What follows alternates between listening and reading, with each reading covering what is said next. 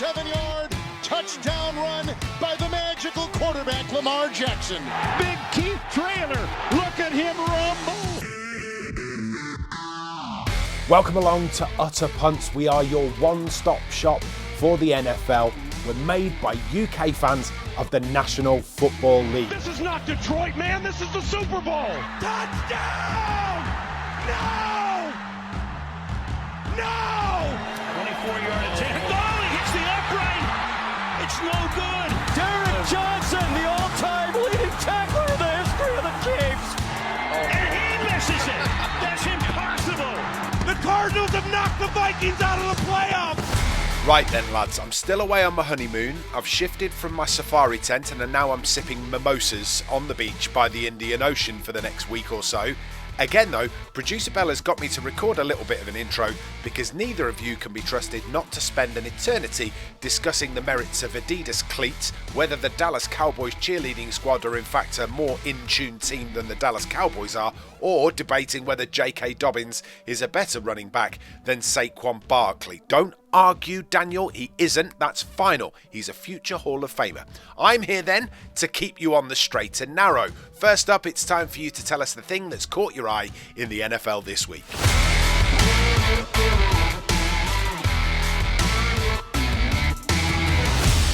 What's caught my eye actually is you still not being here, which is again a little bit reckless given it's the major 2 weeks of the NFL season, week 18, all the drama, who's in, who's out, and then the wildcard weekend, which is arguably, well, it used to be my favourite weekend of the year because it used to be FA Cup final, FA Cup third round weekend and wildcard weekend. The NFL have moved wildcard weekend back, of course, but wildcard weekend is the best weekend of football, I think, of the season. Yeah, 100%, mate. Especially now they've super wildcard weekend.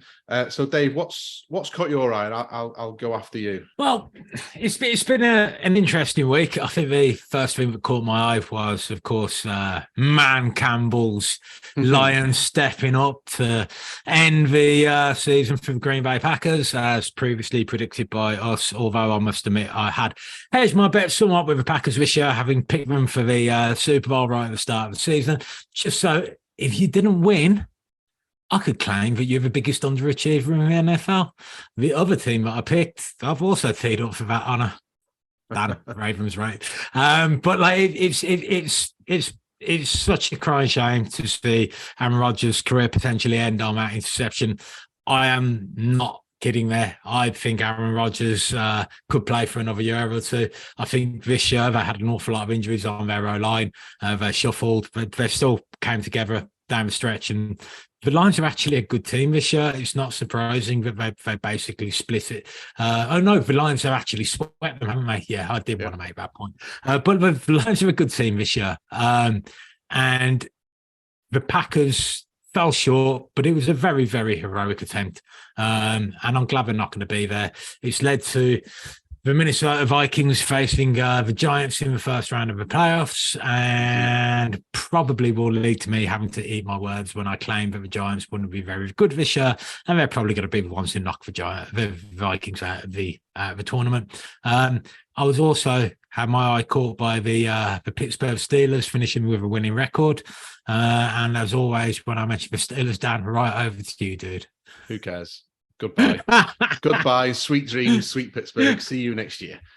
Along with the Patriots and along with the Packers. Let's be honest, Dave, it was a pretty good Sunday for us too, wasn't it? I did enjoy it. I felt a little bit from Mac Jones. His attempts to lead the Patriots basically ran into the face of very much popular public opinion, with I think the entire world hoping that the Bills got off to a good start, which of course they did. And we discussed it last week. I just don't think Mac Jones's face particularly fits in that franchise. So we'll have to wait and see what the future holds there. But I did see Belichick today refusing to confirm him as the future leader of that team. And yeah, it kind of reminded me of Rick in The Walking Dead right at the beginning, Dan. You've seen The Walking Dead? Just love The Walking Dead. I think Negan is one of the most underrated baddies that there's ever been on television. I'm not quite there yet. I've only recently started watching. So you are in for a treat when you meet that fella. He is a lunatic. right at the start when Rick's stumbling around the zombie-infested world, attempting to make sense of things and makes decisions consistently, which are indeed the right moral decisions, but just flying the face of what's actually needed in the moment. That's where Mac Jones is. Basically, Mac Jones is Rick Grimes, and hopefully evolves in the same way, moves on from the Patriots and finds himself a franchise he can develop into something special. The other sort of comparison with The Walking Dead is that was in Atlanta with a load of zombies walking around. You didn't know what they were doing, and that's obviously fairly realistic as well of the current climate over there. I think this might cover though what Liam meant by going down a wormhole. Oh, definitely.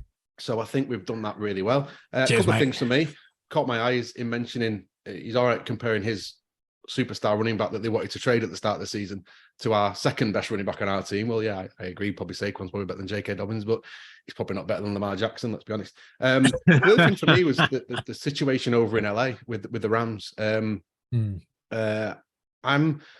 starting to think that there might be a complete rebuild going on or being planned over there. Sean McVay is, I think, at best 50-50 on a return. And I think the Rams might be lining him up for maybe some draft capital, trade him to a different team, maybe, or if I'm taking a year out, a bit like Sean Payton's done, and then trading him the year after, which is a new sort of thing that's coming into the NFL. We haven't really seen it yet with coaches, but he would be someone who would be high value. You know, someone like Carolina would probably pay a high price for someone like Sean McVay. And Matt Stafford, you know, he's probably still got some trade value left. Super Bowl winner last year, still young enough. I know he's had a problem with injuries this year, but they may look at a complete sort of shifting those two on and complete rebuild over there, because Aaron Donald might be done. You know, they probably need a lot of work. So the situation over in LA, and they are a team that will do they'll zig whilst everyone else zags, that they'll do something sort of fairly unique. So that's the situation I'm sort of keen to watch. I also just want to refer back to the Packers and Rodgers. There was a couple of things that just stuck out watching the end of that game, and it felt like the commentators had not had a conversation, but they were sort of very clearly given a narrative, whether that had been given to them by Rodgers or by Rodgers' people, that might be the end of Rodgers, certainly at Lambeau. He then refused to give Jameson Williams his jersey, saying he wanted to keep hold of this one. Jameson Williams, the rookie wide receiver for the Lions, asked him for his jersey. He said, no, I'm going to keep hold of this one. And then walked off down the tunnel. Very sort of cinematic views of him looking around Lambeau. And so the TV company are obviously in on something or a message he's wanting to give. And then walking down the tunnel, sort of quite romantically, like Thelma and Louise with Randall Cobb, who I'd forgotten had signed for them, to be fair. Yeah, he bought that last year. Yeah. So I think there's a situation there as well. And I think it's that time of year where the players have had a long season. They've ended fairly disappointingly. And maybe they are questioning sort of whether they want to go and do it again next year. But we'll see. It's a narrative that's probably going to ring on for the next 6 months. Where is Aaron Rodgers going? No, it will. I mean, I'm pretty sure that they're on the hook for 50 million in cap space next year with Rodgers if he's there, and I think it's guaranteed as well. So if he chooses to stay, he can. They can trade him away. So maybe he wants to move to a place where they're going to be a contender, but the Packers still have an excellent defense. They've got emerging young talent at wide receiver. Both Dobbs and Watson have got something about them. They'll be good, and if they could supplement that with additional pass catchers, then you never know where they could get to. But he does. I saw an interview with Matt LaFleur today, and there were tears in LaFleur's eye, where it seemed to me like he was paving the way for Rodgers' departure as well. So I think the expectation right now is everyone expects him to go.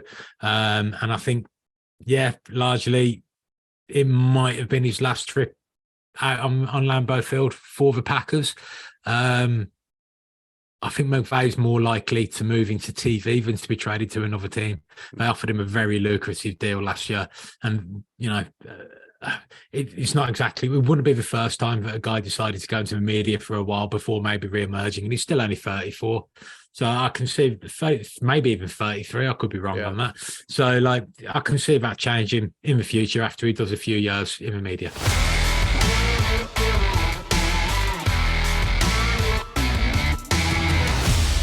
Right, moving swiftly on. I volunteered to record the game reviews from my beach hut in Zanzibar this week, but producer Bell thought that it might be a little more coherent if it wasn't recorded by somebody that ordered his first all-inclusive beer at 10:30am and who wasn't at risk of a tragic jet ski accident after his new wife found him huddled over his laptop and in a fit of rage went full bore out of the sea on the aforementioned jet ski, skipped over the beach with the engine screaming and ploughed directly into the sun lounger that I was relaxing on. So instead, he's doing it. Here's last week's TV games, all packed up for you. The regular season is a wrap. The NFL went into the final round of fixtures with lots left to resolve. Several teams still had a sniff of the playoffs, and the on-field drama didn't disappoint. Chiefs at Raiders was first up. Now, the Punts thought the Raiders might leave it all out there with nothing to play for. They thought it might be close, but the Chiefs didn't take their foot off the gas. Eyes on the AFC number 1 seed, and a week off was more than enough fuel to finish strong. A 31-13 win at the Allegiant Stadium. Defensive tackle Chris Jones racked up the sacks, and the Chiefs definitely look strong heading into the playoffs. Now, Mahomes wants another ring, and it's going to take a very strong team to stop him. Next up, the Titans travelled to Jacksonville in a pretty tasty showdown for top spot and bragging rights in the AFC South. It was a tight game that was only settled deep into the fourth quarter. Now, the Jags defence took a battering all night, but came up with a big play when it mattered. Jenkins' strip sack of Tennessee Titans quarterback Joshua Dobbs and Allen's 37-yard fumble recovery for a touchdown finally gave the Jaguars the lead with less than 3 minutes to play. The Jags roll into the playoffs for the first time since 2017 with that 20-16 win. Let's move on to that emotionally charged game in Buffalo. Less than a week since those harrowing scenes in Cincinnati, and Damar Hamlin's teammates and fans gathered at Orchard Park to take on the New England Patriots. Football didn't matter at the time, but Hamlin is recovering well, and there was a chance for the Bills to show their support for him on the field. And let me tell you, Buffalo represented. Nyheim Hines returned the opening kickoff 96 yards for a touchdown, and Orchard Park went off. Listen to this crowd.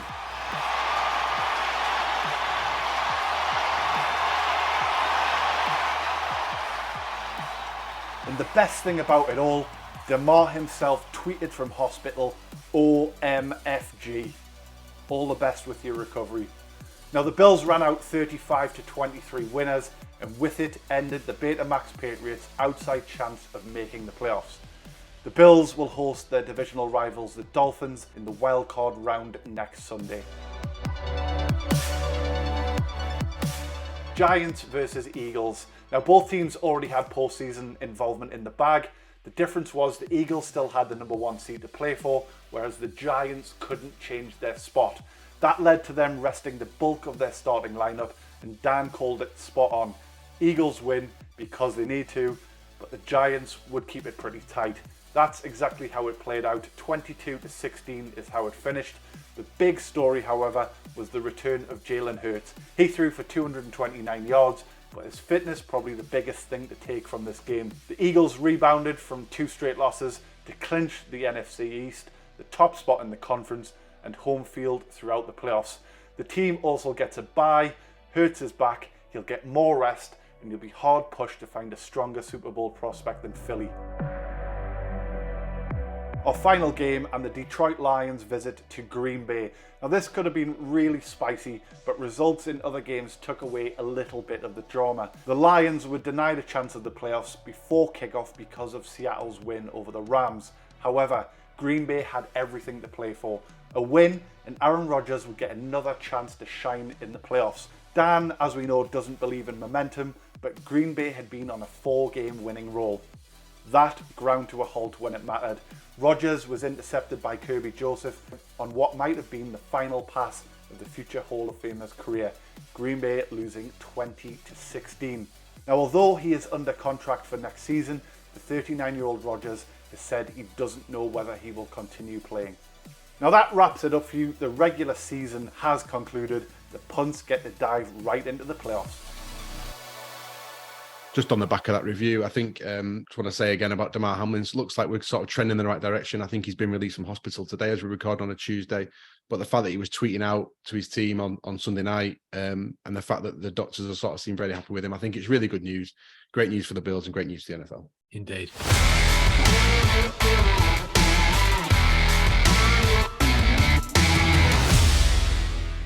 Utter Punts is proudly sponsored by one of the best kit suppliers out there, Endzone Kit. Endzone is a transatlantic company whose mission is to make finding kit a little bit easier and a little bit more affordable so you can represent your favourite American sports teams. Whether you're looking for NFL, college football, baseball, hockey or basketball memorabilia, Endzone's got you covered. With sizes from newborn up to 3XL, anyone can find something at endzonekit.co.uk. And one of the things that we love is that they have a whole range of retro and pre-loved gear so you can rock your vintage style while supporting your team. So why not head to endzonekit.co.uk and find yourself a bargain. And because you listen to Utter Punts, you can have a 15% discount at checkout when you use the code PUNTS. endzonekit.co.uk, the place to go for your American sports kit. Now, as always on Utter Punts, we like to preview the upcoming TV games and give you a bit of advice and guidance on how we think they're going to go and where there might be a bit of value for money for you in the betting markets. Now, again, because the games haven't been decided yet before I went away, it means Dan and Dave are going to have to do this themselves. Dear listener, I wish you nothing but the best of luck as you follow these two on a magical mystery tour of rabbit holes and tangents. Take it away, lads. Right, well, let's get reviewing this wildcard weekend then, Dave. So we start on Saturday night at 9:30. The times have changed back to normal times, which is good. So Saturday 9:30 is the number 7 seed Seattle Seahawks, who made it in. They're visiting the number 2 seeded San Francisco 49ers in San Francisco. What any chance that the Seahawks can turn this over, Dave? It looks a bit one-sided to me. Well, the pick on Baker that ended that game and basically gave the Seahawks a chance to win and left the Lions leaving them to do that favour against the Packers. It was a close game against a Rams team that had largely been poor this year. They've improved with Baker coming in. I've credit to him, to be fair, but I don't see it. I mean, they've possibly got the better quarterback because whilst Brock Purdy has been looking great, he's definitely a system quarterback who just happens to be playing in an NFL system that pretty much replicates what he did in the college. But his physical ability and his ability to pick up what he needs to do, it shouldn't be doubted at this point. But Gino has shown this year the ability to make the bigger play. But when you look at their history, Brock Purdy's possibly been relevant for only like 5 or 6 games less than Geno Smith. So it does put you in a situation where it's difficult to say who is the better quarterback. He's passing the eye test in terms of the way he's playing, Brock is, but I do expect him to come a little bit down to earth at some point. Otherwise, he's going to have had one of the most fabulous starts to a quarterbacking career of all time, particularly if he starts picking up playoff games. There's going to be pressure on the 49ers because they're at home. And the Seahawks know them. They've played them before. They've played them quite recently. And I think that they do have the kind of physical abilities to beat them in the skill positions. I just can't see anyone dominating against the O-line or the D-line of the 49ers, and I think that's where it'll be won. But if anyone can motivate a team to do it, maybe it is Pete Carroll. Yeah, I get what you're saying, and they have played each other. They do play each other twice a year. These two sort of fairly old foes. The aggregate score of the two is 48-20. The Northerners have sort of beaten twice, and I don't even think 48-20 is really it's not a true reflection. No, I think they've absolutely pulverized them, and it was the games against San Francisco that really showed me that the Seahawks weren't really a genuine article. I think they've done incredibly well. I don't want to say that. I think they've done incredibly well to win the games they've won. They've beaten bad teams. They've held their own against some good teams, but against a great team, they've been fairly put in their place. That they scream to me of a team that's done their objective for the season. And I know that sounds a bit odd because everyone, they all set out to win the Super Bowl, but I just think if you'd have offered Pete Carroll and the Seahawks playoff football at the start of the season, they'd have probably taken it. They weren't expected to be there. There was exactly. an awful lot of reliance on a young draft class, which is actually they've been able to rely on to an extent. They have, and you know they are getting a little bit healthier. Kenneth Walker was back on Sunday. He played well. He looks like he had a bit of juice back, so he could cause some problems. But the 49ers have got Elijah Mitchell came back on Sunday. He looks back to strength, and he will take a bit of pressure off the run game off McCaffrey. They've also likely got Deebo Samuel back. He played a few snaps on Sunday. He'll be back to full strength. So they're actually getting offensive weapons back. The Niners, they're getting healthier, and I think that was their 10th straight win to go in. So they are, for me, they're probably the number one team in the league at the moment, and probably still my pick for the Super Bowl based on the fact I think the NFC is a little bit lighter than the AFC is. I think there's 3 really high class teams in the AFC. I think there's probably 2 in the NFC. Apologies, Dave. It's probably not the Giants. You mean the Vikings? Yeah, we'll see.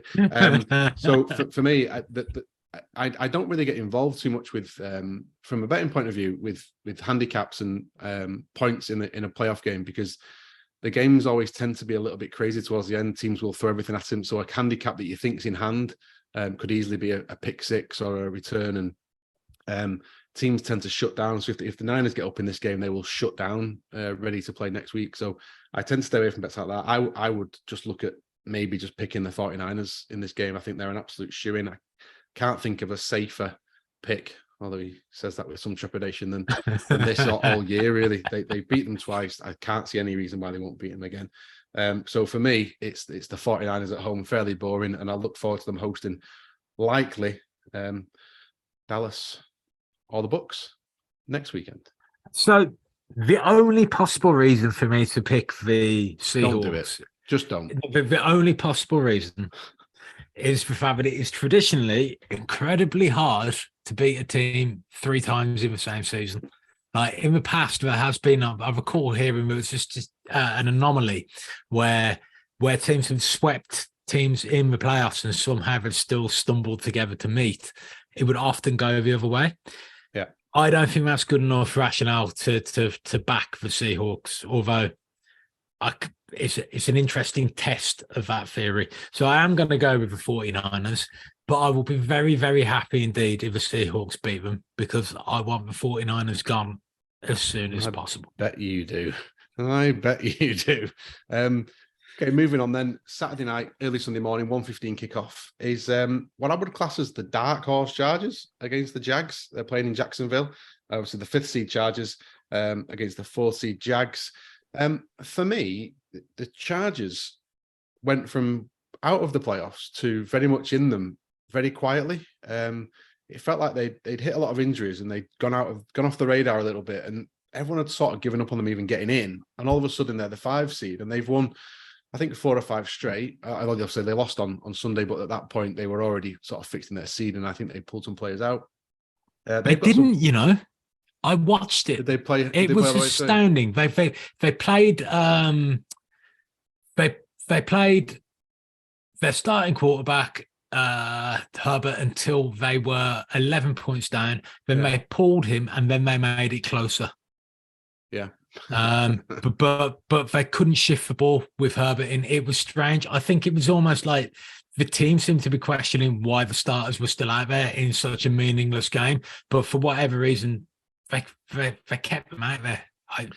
Strange decisions. No, I agree, and it tends to be what's become my knock on the Chargers a little bit is their coaching and their team management. I think there's been a few indications this season that it's not quite right. I remember I think it was Keenan Allen tweeting, WTF when he was out injured and they were going for it on 4th down when they were.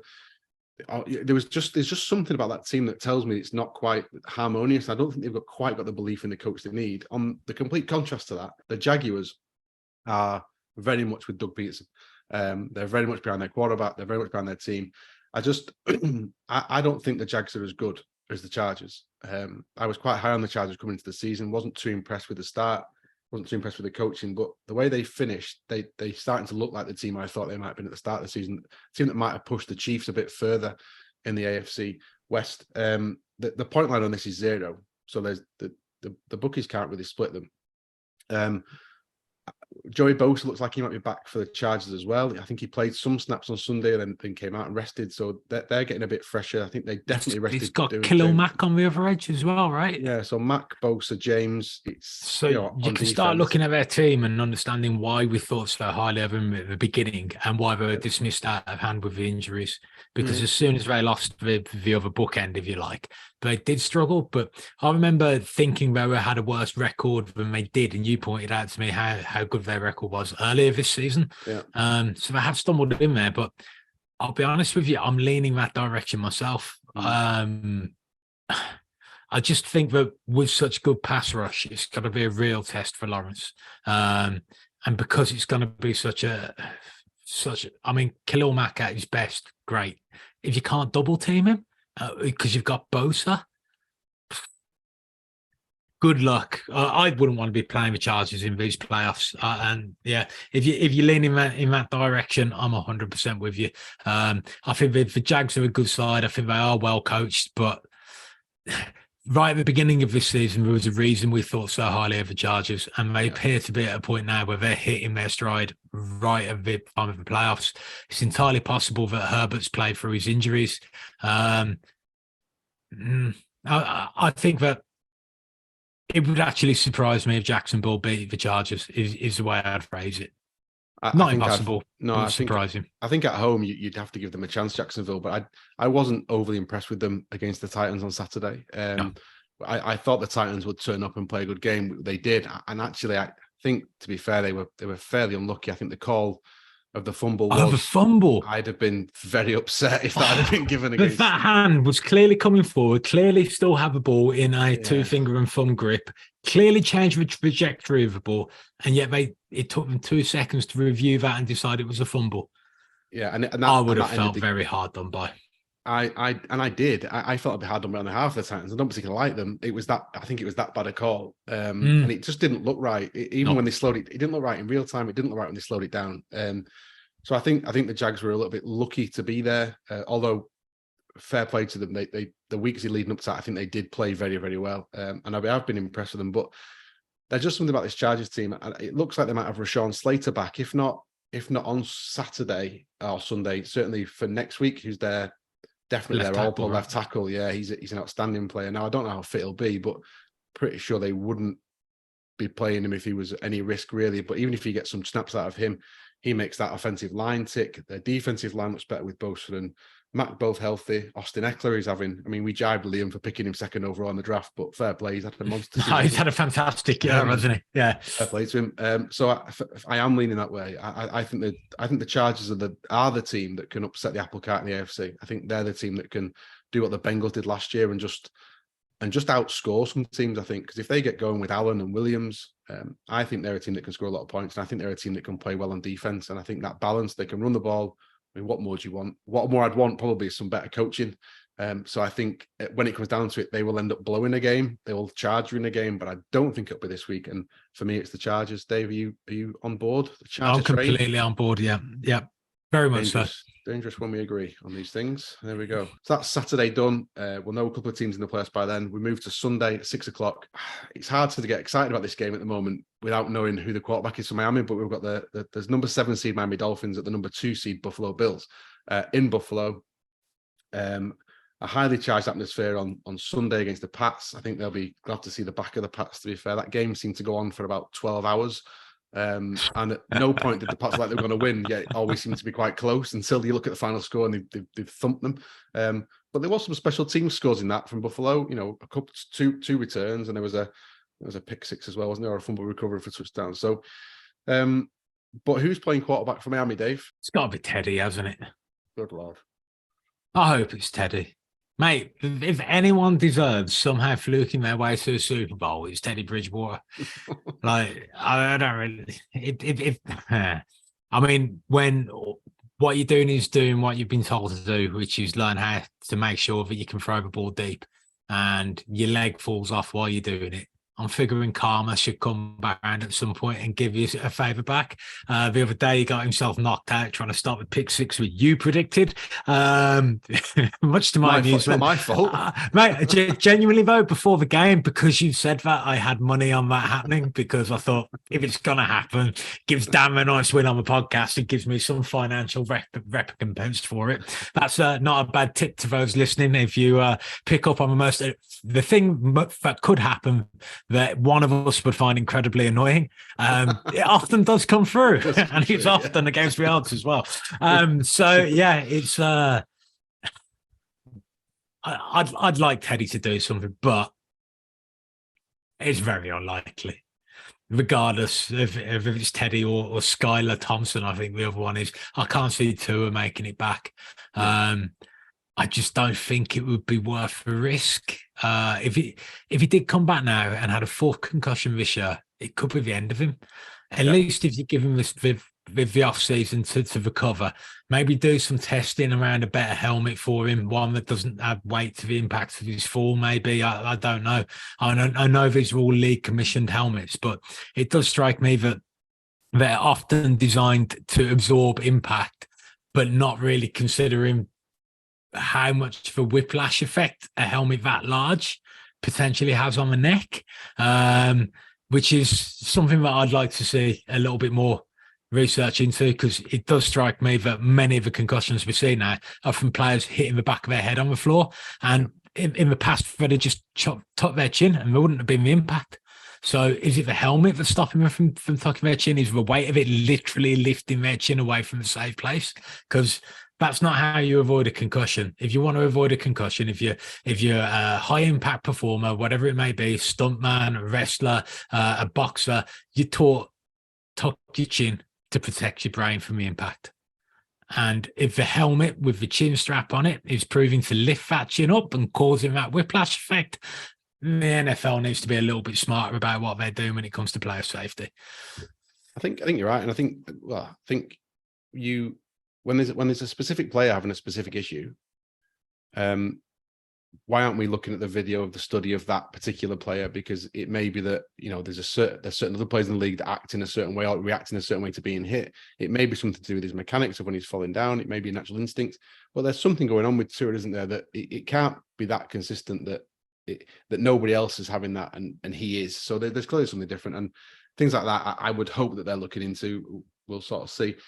I don't think Tua will play, and I think that causes us a bit of a difficult one to sort of try and find a reason for the Dolphins to win. I think the Dolphins could probably score points on this Buffalo secondary. I think Matt Jones, when he was allowed to on Sunday, certainly did put the ball downfield. Devontae Park had a big game. Kendrick Bourne was making plays. Jacoby Myers, and if those guys can make plays against this Bills secondary, then I would think that Waddle and Hill probably could make plays against this Bills secondary. I can't see there being enough. I can't see them scoring quickly enough or often enough to put this Bills team under any sort of pressure. At no point can I see the Dolphins being sort of 3 scores up and making the Bills question what they're doing. The thing the Bills are struggling with, and it's the Achilles heel for them, I think, this year, and I think it will get them killed in the playoffs, is this red zone turnover issue they've had. They are prolific. Josh Allen is prolific at the moment inside that 29 red zone of turning the ball over, and he's trying to do too much. He's playing a bit of hero ball, and sometimes it looks beautiful when he's running to the sideline and tossing one out. It looks great, great getting a score. But for every one of those, there's been three interceptions, and it only needs one of those. A couple of those in the red zone. The Dolphins score, they go 14-0 up, then they maybe get a special team score, and then you could have put them under pressure. But I think Buffalo at home in the playoffs, with the good news about Damar Hamlin coming back, I can sort of see him maybe giving a speech on the big screen before the game or something if he's healthy enough. I think they're behind it, and I think I'm glad the Dolphins got in because it meant the Steelers and the Pats didn't. And I would much rather have watched the Dolphins against the Bills with Tua, but he's not going to play. And ultimately, I think that caps their chances. The Bills are the biggest favourite of the week, and I think justifiably wise, it's the Bills for me. I don't think you've got any real choice other than to take the Bills. But having said that, they do know each other. They played each other twice this year, split it. I think Tua actually played rather well in the game that the Dolphins won.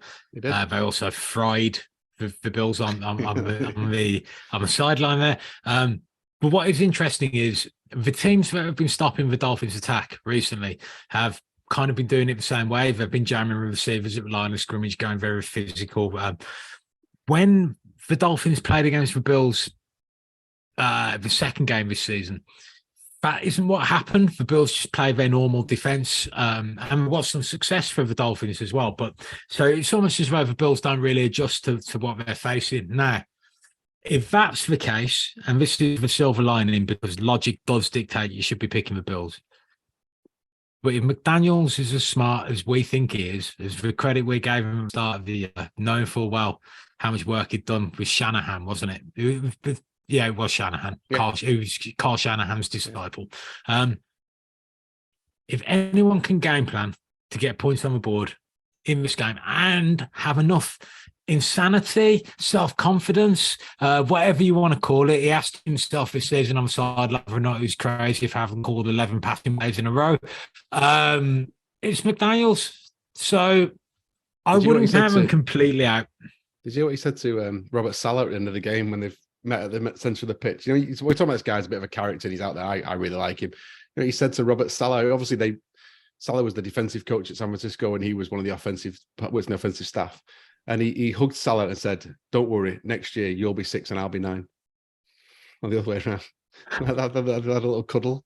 Don't worry, next year you'll be 6, you'll be 9, then I'll be 6. He says. I have heard people say that they don't like him, but he doesn't look like a proper coach. Yeah, I'd follow that dude into battle because you'd have me laughing the whole way there. Like he's a real good guy, and I'd love it if he could find a way of pulling off that upset. As far as I'm concerned, the more big favourites toppling out of his at the start, the better. Absolutely. But the Bills are probably going to do it. Yeah, I think so too.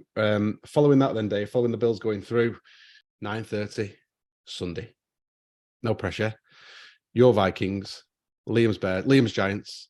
Talk to me about the Vikings, Dave, at home against the Giants. Well, with the last time we beat Liam's second team, it was courtesy of a 61-yard field goal by Greg Joseph, who since then has missed 2 40-yarders in different games.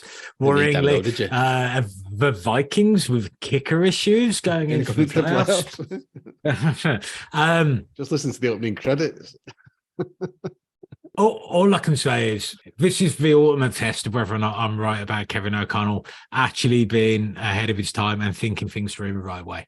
Before the season started, his gameplay was meant to be configured around giving everybody exactly the same looks and then playing multiple plays off the back of it. What I am hoping is he has done 2 versions of that this entire season and has another 3 in the bag so that it can really, really go down the route of actually having an explosive offense, keeping Jefferson open, understanding the fact that if Jefferson's not open, Phelan or Osborne must be, and if he's not, Smith Jr. or Hawkinson should be. So Kirk shouldn't have any real problem finding the ball if he's given 2.5 seconds. That should be enough. He should be getting the ball out as quick as he can because there will be someone open. Just keep the chains moving, keep the possession moving. Don't let the Giants try and dominate possession the way that they do, which is by running the ball, keeping your offense off the field, grinding the clock, wearing your defense down. It's very much their blueprint. It's very much the Vikings blueprint from a few years ago where we had enough horses in the engine to be able to play in that way.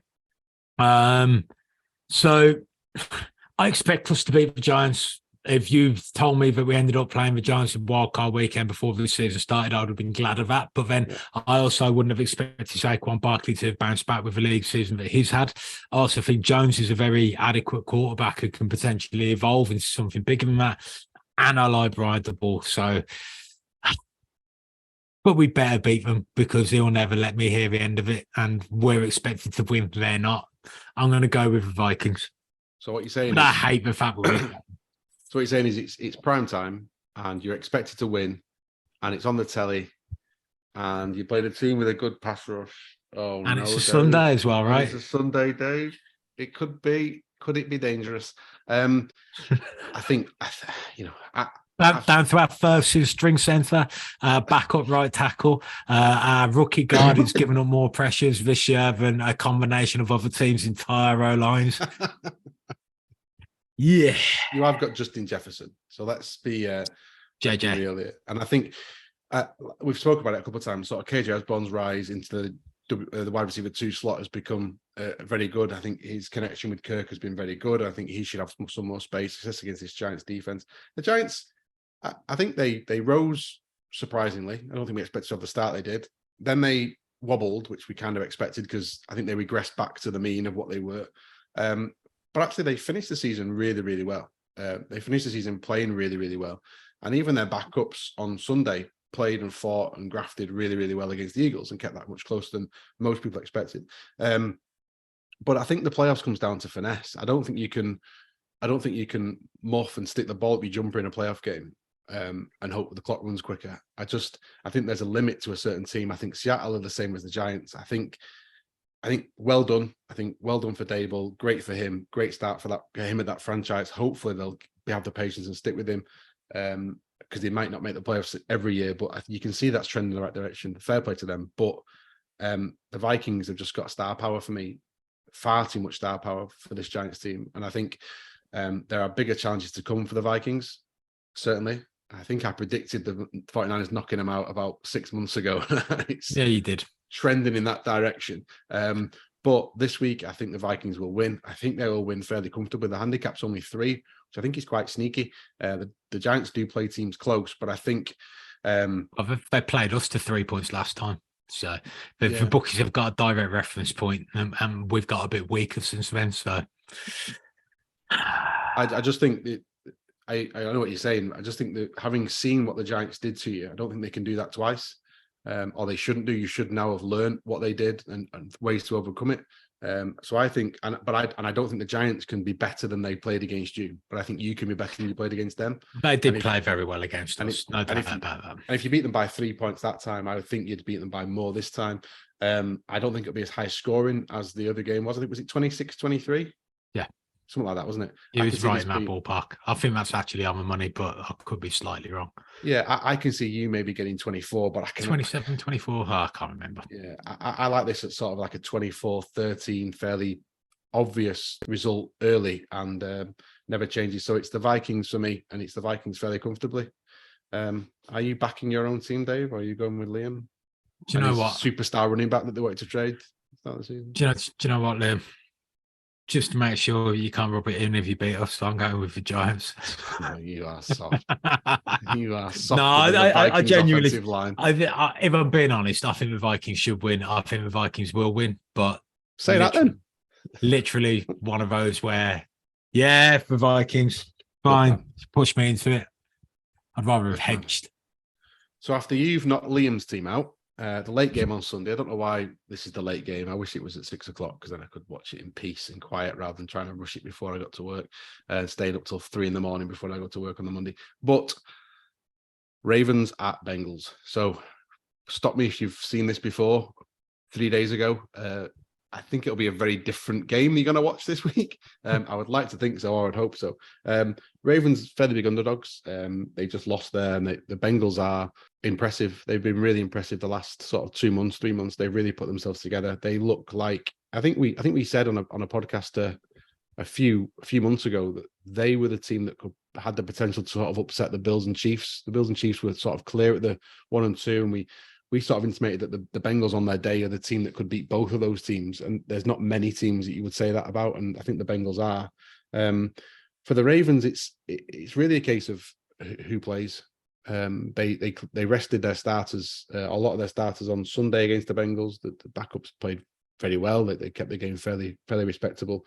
If Lamar plays, if Dobbins plays, Dobbins will play because he was rested, but Lamar, I believe that he has been put to one side, ready for this. I think the Ravens knew they were in the playoffs, either in the 5 or the 6 seed 3 weeks ago when we beat Atlanta. And I think if we'd have needed Lamar by then, I think he may have come back. I think images of him sort of seen limping around, I think it's all just a bit of rope-a-dope. I like to think so.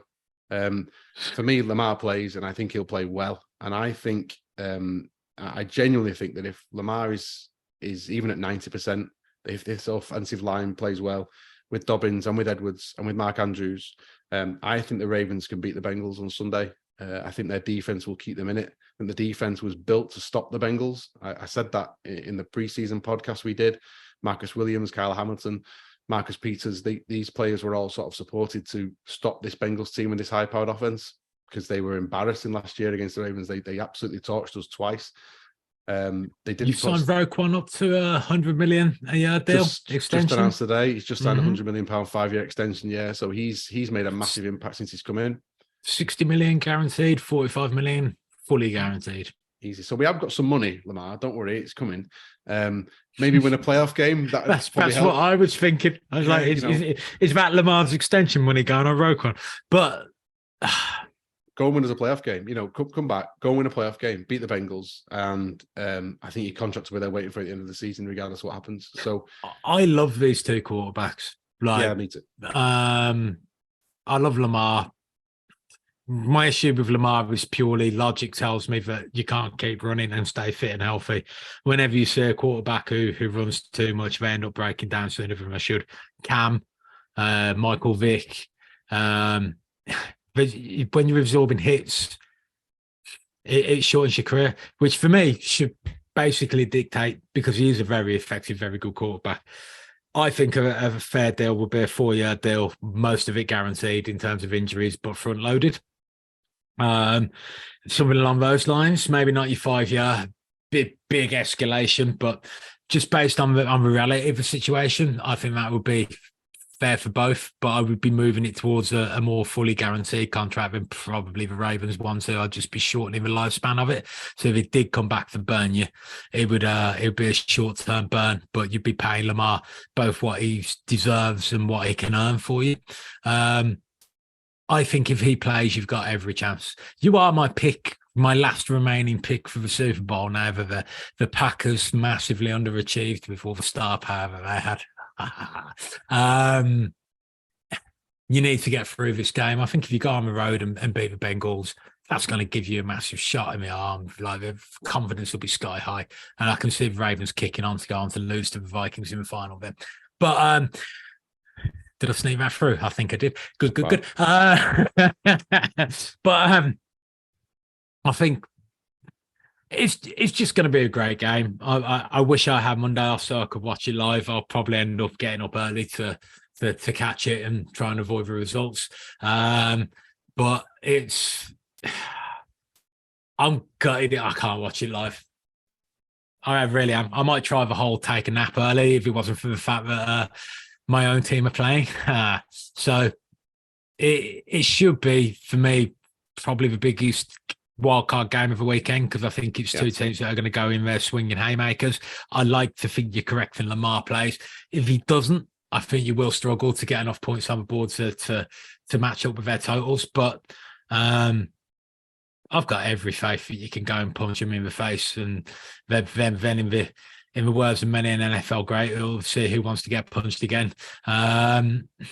It should be something special. There's already a bit of beef between the teams as well. I know that you claim the Pittsburgh Steelers to be a stain on the league, but I did notice the Bengal players pointing some fingers in the direction of some of the Ravens for their interferences after tackles, etc. Although I did also notice it was only the Bengals that got pulled up for personal fouls. So maybe you would just both hate each other. I want it to be a great game. I want both teams to hammer into each other, and I want whoever comes out the winner to come out of this game considerably weaker.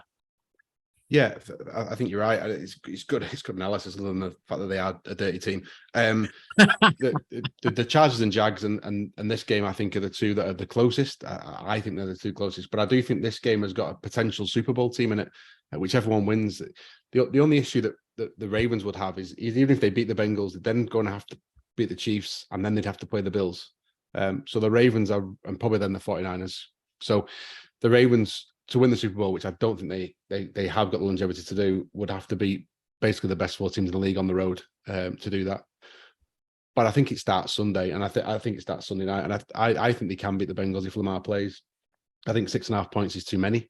I think they can certainly keep it tight, their defense. They've averaged 11 points less per game with Huntley in against Lamar. So with those 11 points, even if you have half of those points in those games, they're probably the number 1 seed at the moment. because they'd have beat the Browns, they'd have beat the Steelers. So for me, I'm obviously a bit of a homer, and I'll look for reasons why the Ravens will win. But I do like the matchup. I do want to see us play this Bengals team and play them close and play them with our first team. If we do that, I think we can win, and it's the Ravens for me with the points. How many points is it again? 6.5.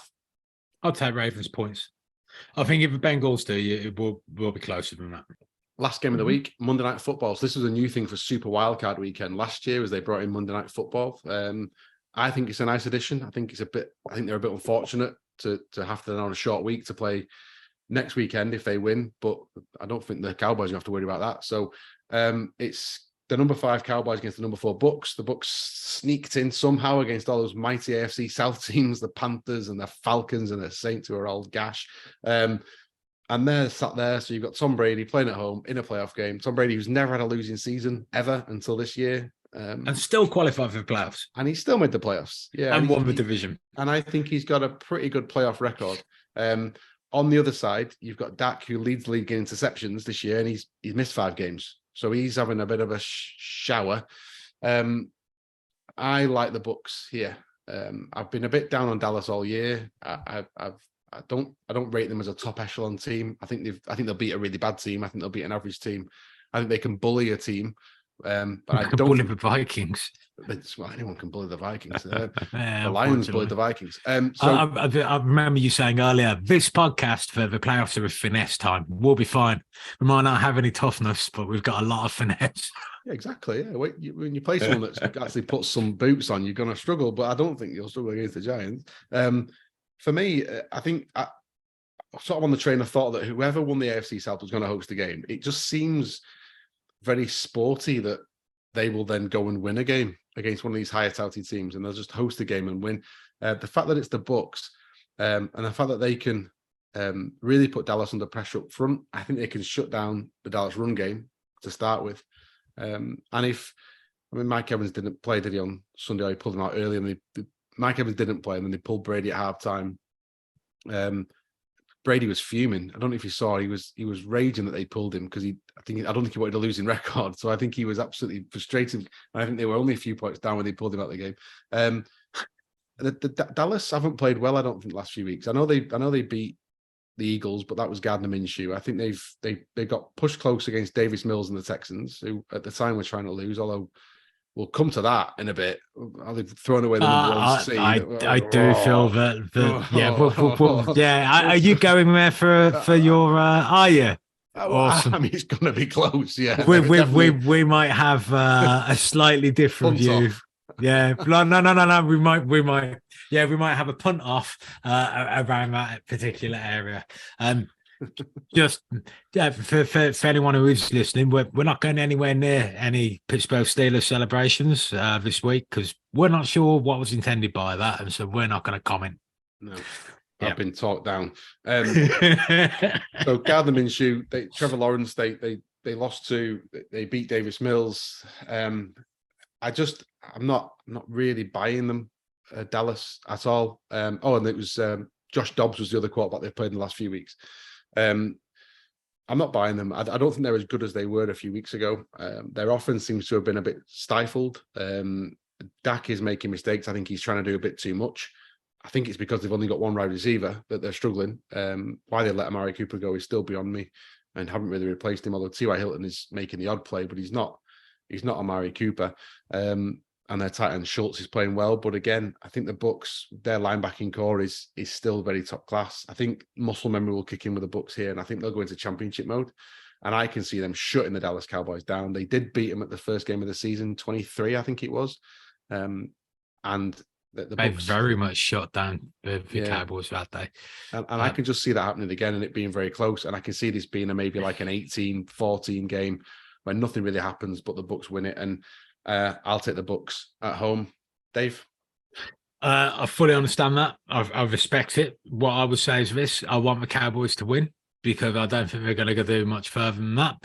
I don't think they've got a particularly good head coach. I know he's won a Super Bowl in the past, but I used to enjoy having McCarthy at the Packers because I knew that they were basically limiting Rodgers. Dak seems to be regressing this year. they did an awful lot of free agency signings at wide receiver. And I can't help but wonder whether or not we initially lauded it as filling out the squad and getting additional depth in place.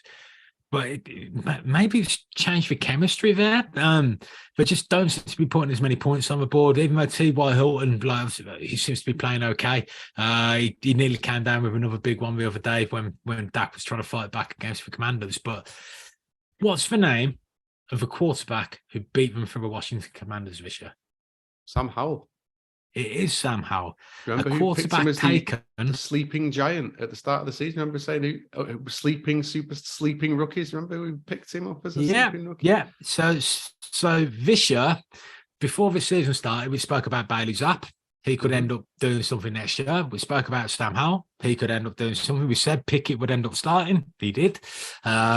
He's even won some games and got them to a winning record. Probably didn't expect that. But Malik Willis, the Titans quarterback, was the second QB taken in the draft, I believe. Yeah. And he was a third rounder, and he got replaced by Joshua Dobbs because Dobbs could run an offense. And it's a crying shame because tools-wise, I think Willis definitely seems to have the highest potential of them all. I'm just not sure the landing spot's going to work out for him. I'm not sure the Titans are the kind of organisation who understand how to use that kind of quarterback. No. And I think he'd be better off if he'd ended up somewhere else, sitting behind a starter who's got a similar skill set to him. So the offense is much more tailored to him. So I honestly think the Ravens might have done something with him. I think he's not the same as Lamar. He can't throw the ball as cleanly, but he's got a similar ability with his legs, and he can throw the ball. So he might have been good for you guys, but of them all this year, it's a bit of a shame. But Willis seems to be the one who doesn't look like he's going to achieve much. But so many surprises elsewhere. It's really fun, and it just goes to show NFL teams. I mean, because Brock Purdy's part of this as well, the very last pick in the draft, which means every single team passed on him on multiple occasions. It's a crapshoot. They can't define clearly who's going to be successful as a quarterback in the NFL. And I spotted a little article today as well. I know we mentioned talking about Fields in the middle of the week.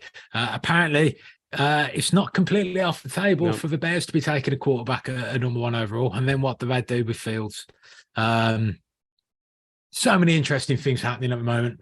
But to get back to the point. What was the point? I think we're still reviewing games here. We've just gone off down that. Oh, God, we've gone down a rabbit hole by accident. Liam will kill us. But it's interesting at the moment. There's a lot going on in the league. There's an awful lot of changeover of guard going on. We could end up in a situation where Kirk Cousins, simply by default, is genuinely a top 5 quarterback in the league. How weird would that be? Don't be silly. Yeah, we need to finish off picking who's actually winning the last playoff game of the weekend. So Bucks versus Dallas. You went with the Bucks. I'm going to go with the Bucks as well. I think we're in agreement on all of them. But more than anything, I just want to see a change at quarterback, and I like to see all of the awkwardness, because I remember 2 years ago, pretty much every team thought they had a quarterback solution, and only so many teams can win in this league. Yeah, it's interesting. Just a quick point before we wrap up really on that. You look at, you talk about sort of evaluating quarterbacks and look at some of the high picks that have gone in the last sort of few years. Josh Rosen, with Cliff Kingsbury getting sacked this week, he came in after... I'm a Vikings practice squad right now, Josh Rosen. Yeah, so Kingsbury came in after they drafted Josh Rosen with, I think, the 3rd overall pick in a draft where they passed on Lamar. And then they drafted Kyler the next year, didn't they? He went 11. Did he? I know, but he quarterback pick, he felt that he'd been. He basically came out on draft night and said that he'd been disrespected by all of the teams who hadn't taken him prior. Although I think there were only 2 teams prior to that position that a team was quarterback needy. That should probably have been a little bit of a red flag. There and then, yeah. But 2 of the players taken ahead of him, Darnold and Mayfield, they were highly touted. Before that, going back to sort of Mariota and Winston, there's other players that come through and you just think off the top of your head, well, sometimes you don't know. And I think you don't know sometimes until you get a player in in a formation in a professional outfit and sort of see them watch the game. So it'll be interesting to see what happens with the Bears. Although I do think you're right. I think a bit of brinksmanship there with the Bears, that they're not going to say they're not taking a quarterback so that nobody drafts and trades for them. They want to up the value of that as much as they can. They've found themselves in a terrific position, and I think they'll make the most of that. I would hope to think they'd make the most of that pick come draft time, even if they don't chest it. So we're done, wrapped up. That's the game. That's what's going to happen. No need to watch it really. Just pick us up for the review next week, and we'll go from there.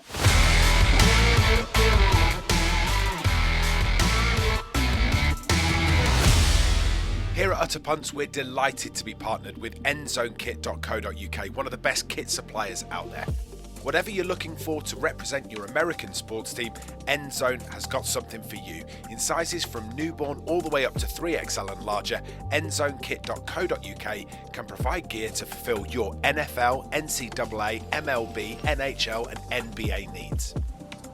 Endzone source their stock in the USA, they ship it over here too, which means delivery is lightning quick and can be with you ahead of the big game. And if you love a bit of retro style, Endzone's got you covered too, with a whole range of vintage and pre-loved kit for you to choose from. So why not head to endzonekit.co.uk and find yourself a bargain. And because you listen to Utter Punts, you can have a 15% discount at checkout when you use the code PUNTS. endzonekit.co.uk, the place to go for American sports kit. That's right, Liam. They are a fantastic sponsor, and they're a really good sort of partner for us, because they get the sort of quirkiness and the fact that we can just sort of throw the rules out a little bit. In line with that, what they've got is a special playoff offer, which they've talked to us about, and we've sort of helped them jump on board with, and we're going to push it for them. So we're going to push it for you, and it's some extra discount. So in addition to our 15% for being a punt, what they do come playoff time is every team that makes the playoff, their merchandise gets an extra 10%. And as they progress through the rounds up to the Super Bowl, that goes up to a 20% discount on your merchandise. In addition to that 10%, so if you're a Giants fan, get in quick because they're going to be out on Sunday, jump on, you'll get 10% on the website, and then you put your code in, you get a further 15% as well. It's a fantastic offer. For Dave, me and you, Dave, we can wait a week and let it go up a little bit and get more discount on our stuff. Custy, producer Bell's missus, she's been the 49ers. She can wait 3 or 4 weeks. She's fine. She's going to be in the playoffs getting 20% discount off her stuff. And yeah, it's meaningless and hollow to her. Let's point that out. You can't jump on a bandwagon 2 weeks out and get any kudos for it. Anyway, carry on. Anyway, there's not many places that sort of reward you for your team getting through. So get on board, use our promo code, but use the website. It'll give you your tracking as you go, and it's a double discount. So well done them. There goes the 2-minute warning hooter on Utter Punts, which means it's time for the lads to nominate their NFL Utter Punts of the week. Dave, why don't you go first? I'll do as I'm told. Right, so my choice is potentially going to be at odds with Dan's choice. I'm interested to hear his, and we don't know who each of us picking. I just picked up a hint earlier. There could be a little bit of a conflict here. But my choice is Nick Caserio. And Nick Caserio, if you don't know it, is the general manager of the Houston Texans. And the reason why he's my nomination is because the Texans shouldn't have won their game against the Colts. It cost them the number 1 overall pick. It cost them trade capital. It cost them their ability to pick the quarterback that they wanted. And I believe it's because he let Lovie Smith know before the game against Lovie Smith's former team, the Chicago Bears, that he was going to get fired. And I think that Lovie Smith then decided that he was going to do his very best to win his very last game and do his old team a favour and his soon-to-be old team a great deal of harm. So Nick Caserio, or whichever official within the Houston Texans, let slip to Lovie Smith that he was going to get fired, despite having done pretty much the job that they wanted him to do, is my nomination for a punt of the week. It's hard to disagree. I have got about 6 written down this week, though, so I'll let you have that one. Although I had my head in my hands watching it. I just thought, what on earth are you doing? And the Bears fans at Soldier Field just all recording the screen. They couldn't believe it, could they? No, they absolutely couldn't believe it. I mean, it was a very, very happy weekend for the Bears, despite a defeat. In fact, largely because of a defeat. So from the Vikings to the Bears. Did you see the clip on YouTube? Pleasure. Did you see the clip on YouTube of the Man United fan in a Bears shirt jumping up and down in the Masai Mara somewhere when when the Texans scored and went ahead against the Colts, like he was celebrating something, running across the savannah, chasing lions away. He was in celebration of his mighty Bears getting the first overall pick. I was thinking about Alex Highsmith, the linebacker of the Pittsburgh Steelers, for his celebration. There is some sort of confusion over what he meant. I just think it's bad taste to even go there. But it's Russell Wilson yet again. Sorry to the sponsors, forgot about that before I said it. I think you're great. Your quarterback look at him squirming, eh? Your quarterback must be thinking to himself, what happened? So they've had a terrible season, Denver. He's not been worth the money, and he's just seen his single season passing record that he held at the Seattle taken by Geno Smith, who's leading his team to the playoffs. So Russell, have a nice off season. Go send some videos, some self-promotion, talk about how great you are, Mr. Unlimited.